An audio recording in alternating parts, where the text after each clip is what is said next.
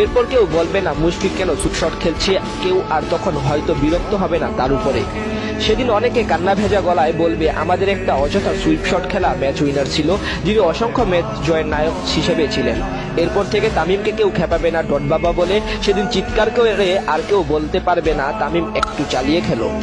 তখন হয়তো অনেকে আবার বলবে আমাদের একটা ডট বাবা খ্যাত দেশসেরা ব্যাটার ছিল। সেদিন খুঁজবে আজকের বিজ্ঞাপন বাবাকে, যাকে নিয়ে শত তর্ক বিতর্ক করতে অনেকের মন চাইবে, কিন্তু তিনিই থাকবেন না আর আমাদের মাঝে 22 গজে। সেদিন আর কেউ প্লেকার্ড নিয়ে হাজির হবে না স্টেডিয়ামে, বলবে না সাকিব ভাই আপনার কাছে একটা সেরা ম্যাচ চাই। আর কেউ একা হাতে গোটা দলের ভরসা সামলাবেন না। 2023 বিশ্বকাপের পর আর কেউ আমাদেরকে পেন দিবে না। সময়ের সাথে সাথে পেন কিলার সেদিন নিজেই হারিয়ে যাবেন শত চেষ্টা করেও। আর সেদিনের পর থেকে আমরা বলতে পারবো না অনেক হয়েছে, এবার বুড়ো রিয়াদ চলে যান, কারণ বলার আগেই সেদিন আমাদের ছেড়ে এই লাল সবুজ জার্সিটা ছেড়ে চিরতরে চলে যাবেন অবসরে।